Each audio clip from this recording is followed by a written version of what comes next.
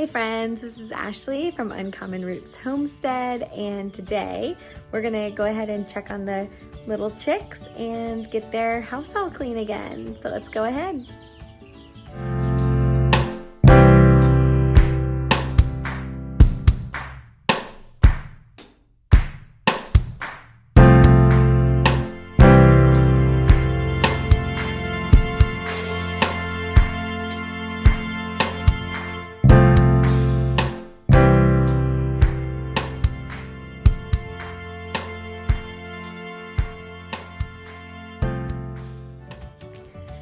All right, so we got them on Tuesday, Wednesday, Thursday, Friday, Saturday. We're 4 days in. We've already cleaned this twice, and we have realized this is not going to be a long-term solution. First of all, they're getting so big.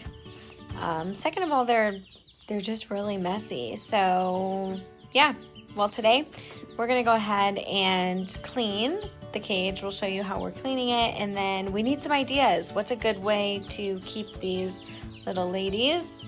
Well, they have to be inside. So yeah, some people have told us that watermelon boxes are good. Someone else said to get go to the grocery store and get like the big boxes that other produce comes in.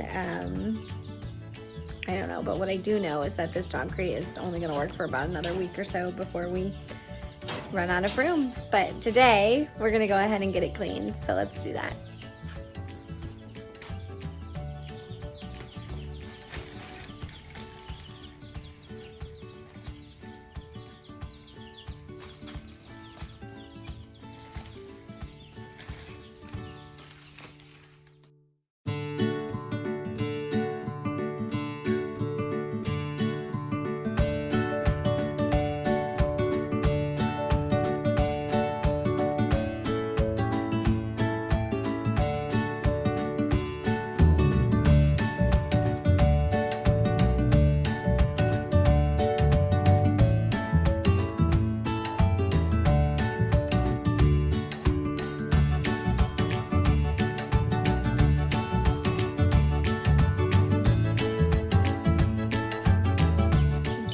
So I just finished cleaning off. There were 3 that had pasty butt again, 1 of the 2 that's had it every day, and then 2 new ones. So I cleaned them really well, which means I got them wet, and now what I'm just watching for is when I reintegrated those 3 that were a little bit wet back into the flock, they're getting a little bit picked on, so trying to stay on top of that so they don't I think they just look different, and chickens are really pecky, and so when something looks different or there's a different color, which especially the lighter one, you can see her vent now, and they're plucking it. So I'm gonna keep an eye on them, and hopefully they'll dry pretty quickly and this won't be a problem.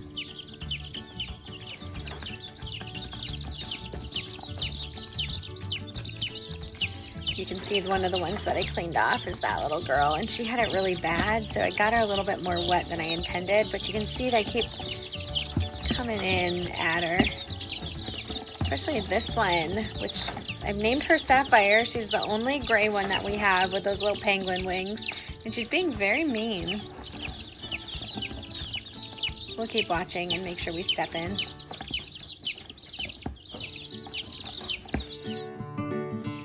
So Kevin was just saying that one of the reasons that they're probably pecking, the little yellow one especially, there's 3 that are wet, but that one especially, is because chickens, they peck the weakest link, so to speak. They're very, flocks always have kind of like one, what's the word I'm looking for? Not alpha, but it's like the pecking order. So who is going to be on top and who's going to be on bottom, and they usually try to remove the one on bottom. Any animal that's sick, or that's why wounds, like blood, things like that, they'll peck each other to death. And it's kind of just like innately something chickens do. and which is why if you have a bird that's injured or something like that, that you want to remove it from the flock, even if it's not something that's contagious, because the flock will actually kill that bird. So I'm just gonna keep an eye on them. I mean, ours aren't sick. They're not, they were doing fine before they were wet, but now that they're wet, the rest of the chicks are noticing that there's something different, and they're kind of taking that as maybe something that's wrong, and they're pecking her vent a lot, and I just don't want them to break the skin and cause her to bleed, because then we would probably have a worse situation on our hands. So we're gonna finish up cleaning the coop, and I'm gonna keep an eye on them.